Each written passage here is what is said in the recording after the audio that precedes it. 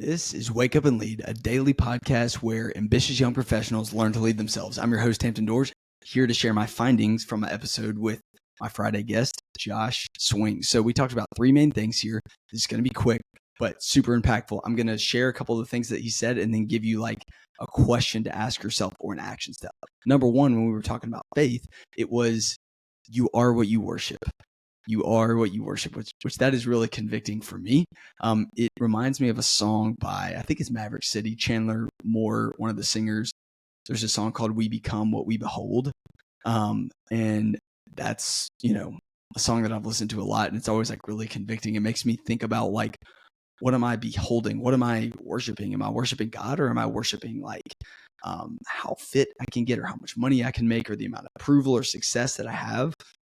That's one thing that like I definitely fall into a lot. And so just really thinking about like you are what you worship. And I think as young professionals, if we can realize that right now, we're in a lot better spot than the person that's 50 years old and doesn't learn that until later. It's never too late to like recognize that. But if we can get on the right track right now and recognize that we're not going to be perfect, but to say, hey, I have a bend to idolize XYZ in my life, and what I'm really going to do, and I think this is a good action step for us, is just to invite God into it.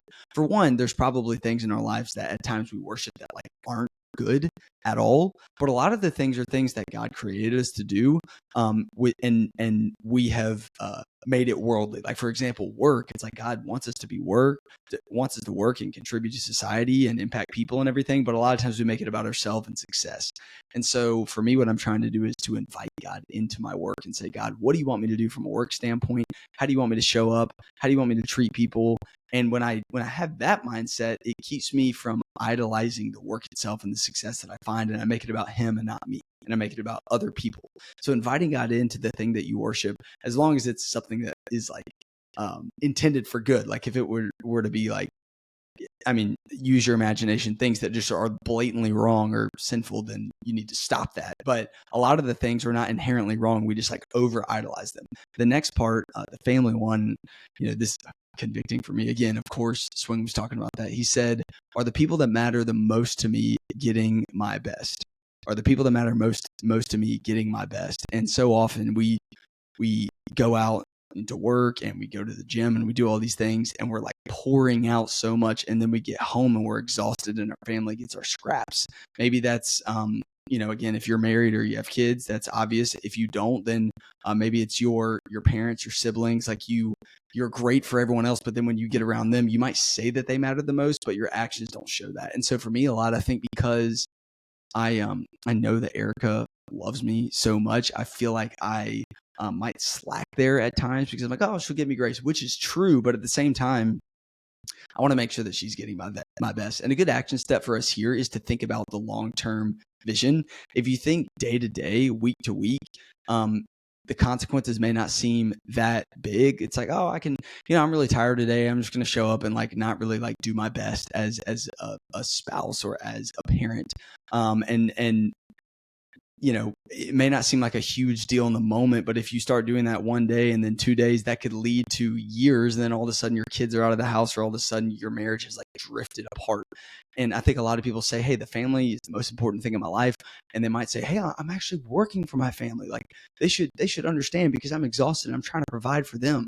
And at times, yeah, maybe you are tired, but a question I may ask you to ask yourself, this is one of the things I'm learning, is like, you say you're going out and providing for your family, but a lot of us, like, we've provided and we just are kind of making that an excuse. Like I feel like I've said this before, but I'm like, oh, I'm off fighting dragons for my family to provide for them and give them a great life. And a lot of times it's like, well, maybe, but a lot of it is just about me and trying to build my own name.